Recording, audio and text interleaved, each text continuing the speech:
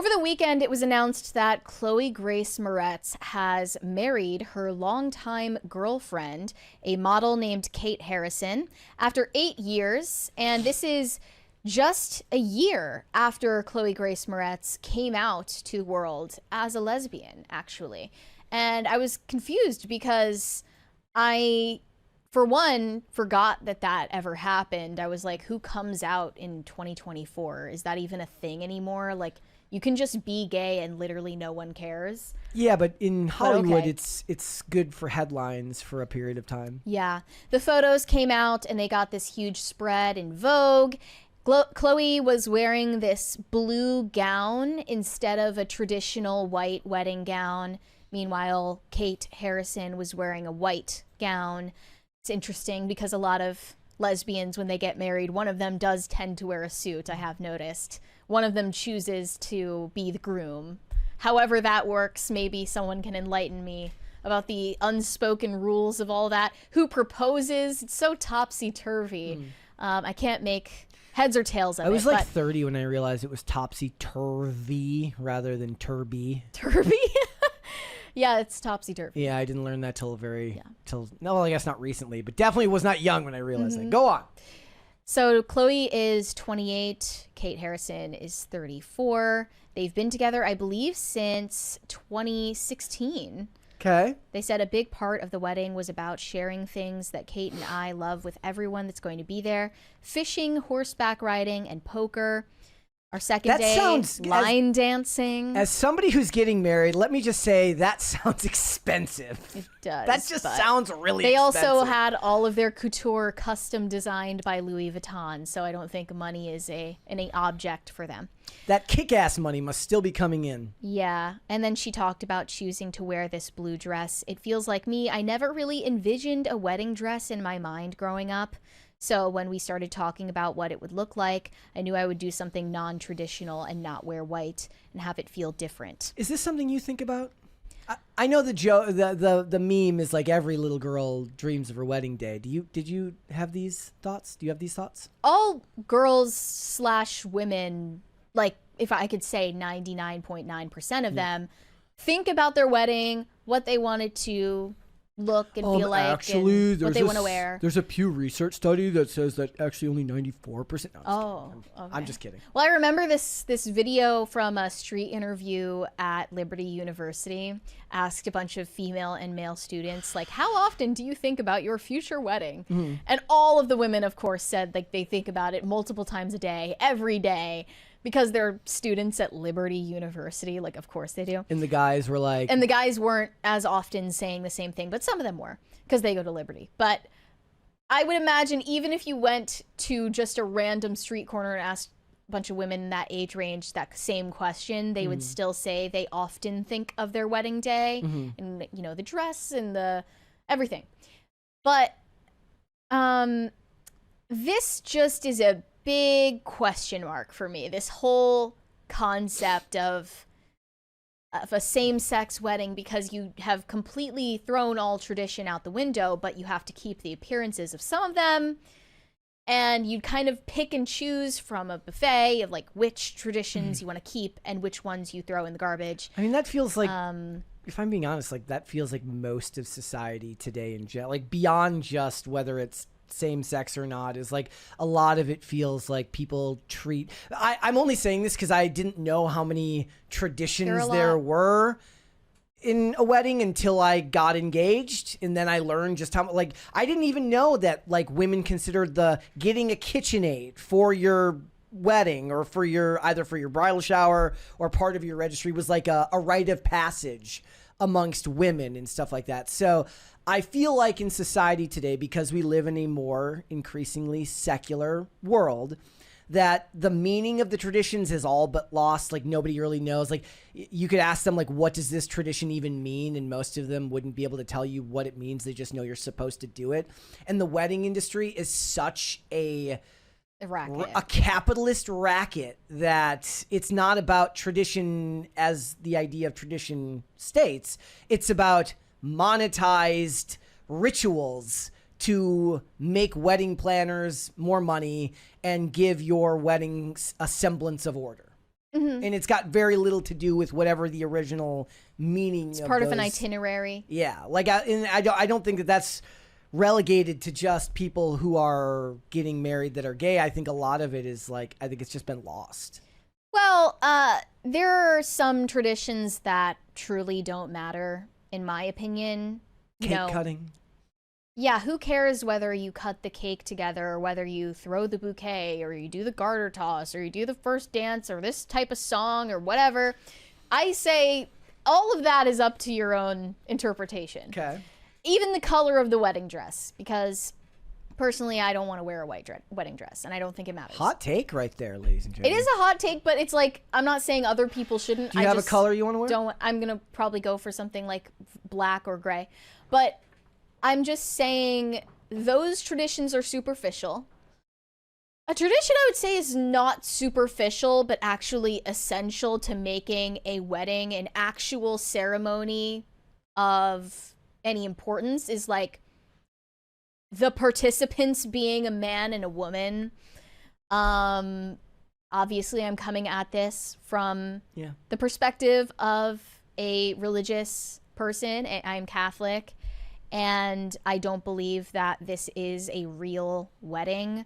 It's a party, and everyone is just playing along. But this is not a sacrament. But that's what happened the second that the government, like the second that it took the state to recognize your marriage, it's no longer about being a sacrament anymore. Like we were talking about earlier. No,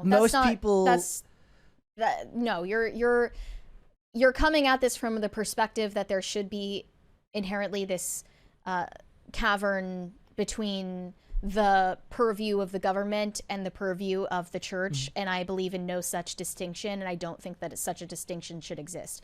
So you're getting married. This is a public act. That's why you have witnesses. There are people who are witnessing the ceremony. They're not just there to take photos. You're involving your community in this. You're becoming a family, the building block of any society. This is a public act. It's not just you and what you want. Therefore, it is of the public's concern what you're doing there and what it represents and what it means for the rest of us. So I do think that the government should recognize marriage, and that is something that should be civilly recognized as a category, not just for tax breaks purposes, but also because this is the most fundamental building block of any society. And, you know, we're 10 years on from, you know, the legislation that gay marriage is fully permitted in this country. It feels like it's been way longer because we've gone down a massive slippery slope since then. But it hasn't been until recent years and maybe even recent months that I've seen commentary like I saw about this specific story. The first response I saw to the headline about Chloe Grace Moretz getting married says, LMAO, come on. It's not... Where did you see it? It's on X. Yeah. It's just from a meme page that said, like, LMAO, at the idea of two women getting married. And it says a lot more about where we're at as a culture than, I don't know, Ben Shapiro going on a rant about what traditional marriage is supposed to be based on biblical values. Like, this is just straight up mockery. And I understand where it comes from because I feel the same way. This is just a couple of people playing house. And it's something that actually warrants this level of mockery, of ridicule. And it's not even someone going out of their way to be cruel. They're just saying, like, LOL. Like, at the idea that you think this compares to a sacrament between a man and a woman who can start a family together. That is an LOL from me. Okay.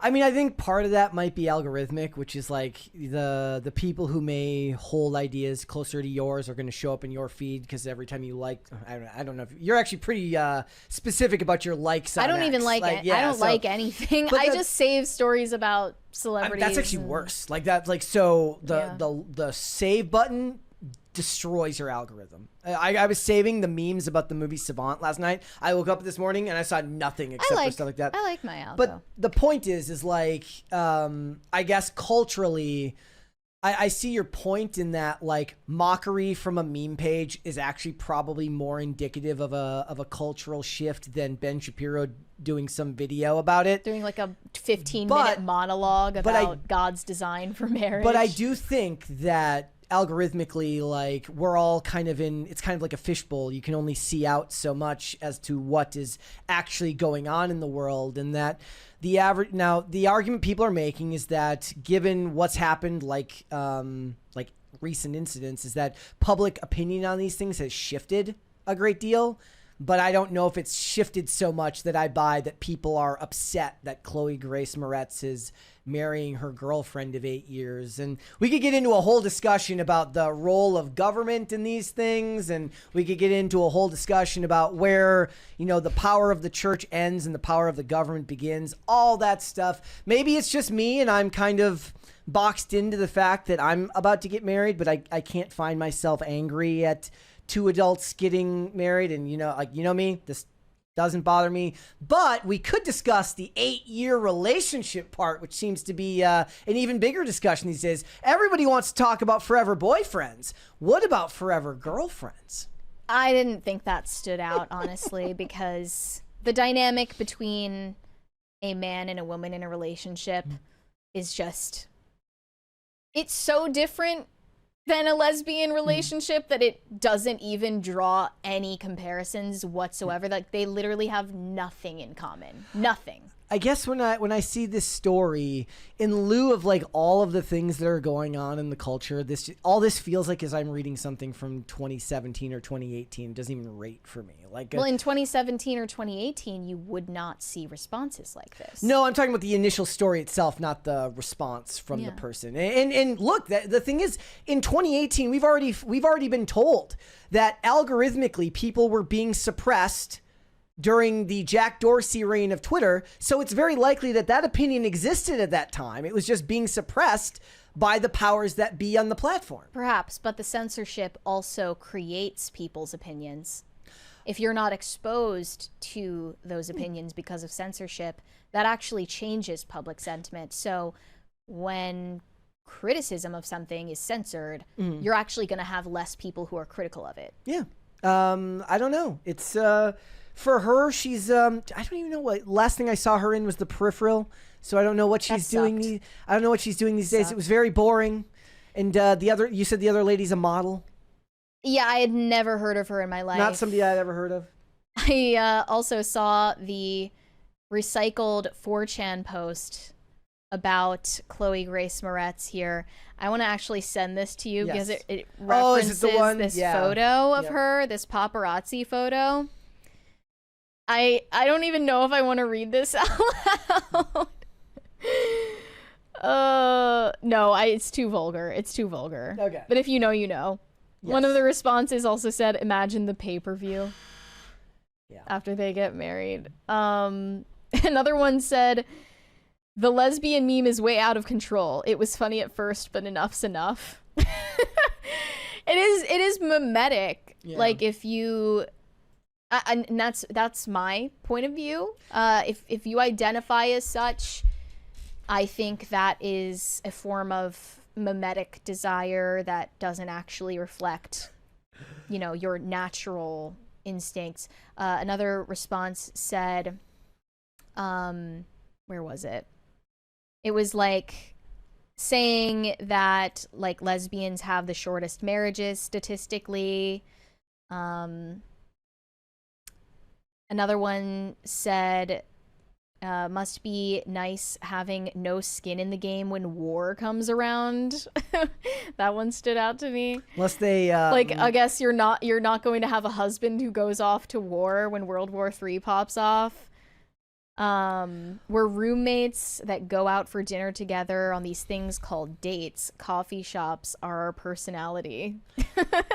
Look, this is... And it's true. It's just, it's sort of a perversion of friendship, and friendship between two people of the same sex is a beautiful and necessary thing, and this is a twisting of that. And everyone who's pretending it's the same thing as a man and a woman getting married are absolutely delusional and kind of, I think you're coping. I think it's a cope. I don't know if I'm delusional, but to them, I hope they're happy. I hope they stay together for a very long time and they end up, happy endings for everybody. Like getting a surrogate or something? I didn't say anything about kids. All I said is that I hope they're happy and go on with your life. And, that blue was a very specific shade of blue. Thanks for watching. Listen to full episodes of Pop Culture Crisis on Spotify. Keep up with us on social media and make sure you subscribe and ring that bell so you never miss the show. Bye, guys.